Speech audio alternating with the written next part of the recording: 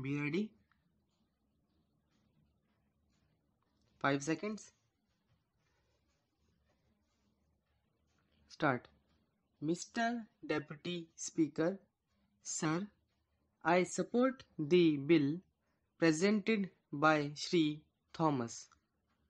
I belong to the rural area and therefore, without going very deep into the constitutional intricacies, I would like to cite an example which would make it very clear as to what will happen to the country if we do not pass the bill.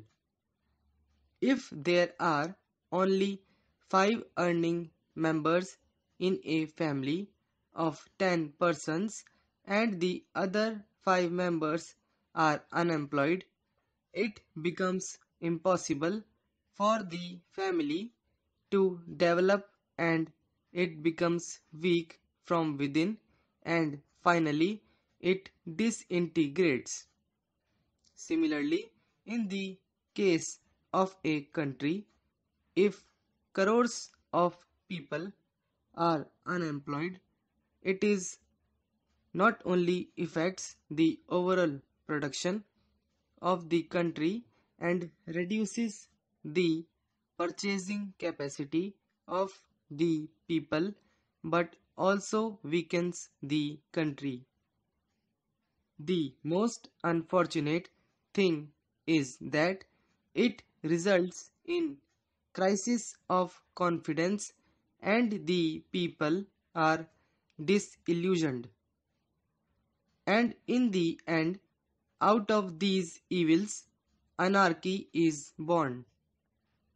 If I say that a similar situation prevails in the country today, it will not be an exaggeration.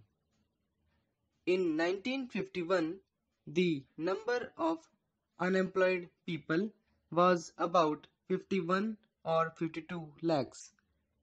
This figure increased to 280 lakhs in 1996-97 and at present it is 4 crores. And these figures are only of those who have registered themselves with the employment exchanges. Apart from them, there are crores of educated and illiterate people who are unemployed. Even if they are unemployed, it is on a part-time basis. And if they are engaged on full-time job, they are underdeveloped, as a result of which considerable amount of labor potential is being wasted and consequently our country is being weakened from within. We may have a shining exterior, but the country is decaying from within. This is because only a handful of people have reaped the benefits of the 5-year plans and the rest of the crores of people have been deprived of it. The fruits of independence have not reached the Harijans and other weaker sections of the society. Even after 40 years of independence, there is an extraordinary gap between the rich and the poor in this country. We have, on the one hand, a handful of people enjoying unlimited pleasures, and on the other, there are crores of people leading a life of poverty and deprivation. The benefits of development have not reached them, and as a result of which, even after 40 years of independence, 42% of the people are living below the poverty line.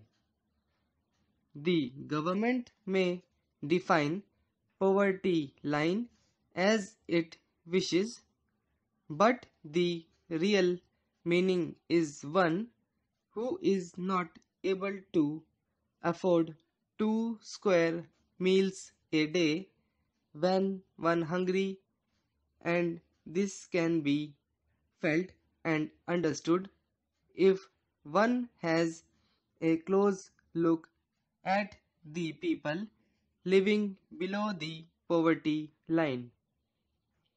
It means not being able to afford medicines or medical aid.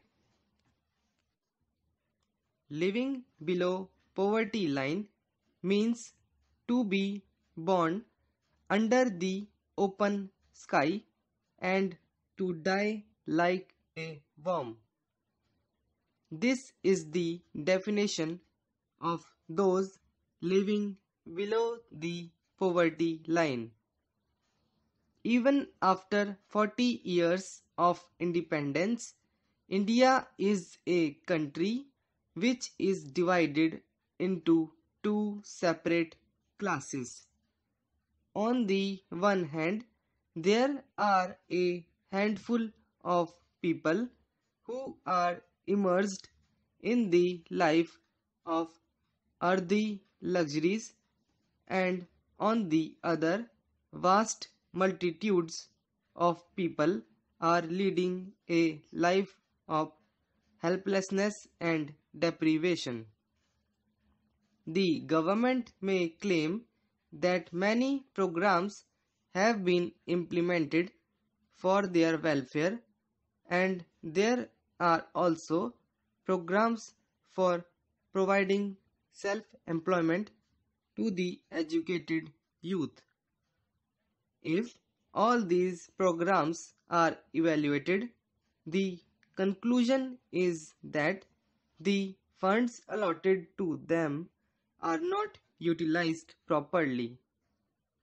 You accept that a certain number of people would get employment opportunities by the aforesaid programs, but the results achieved are not to the desired extent.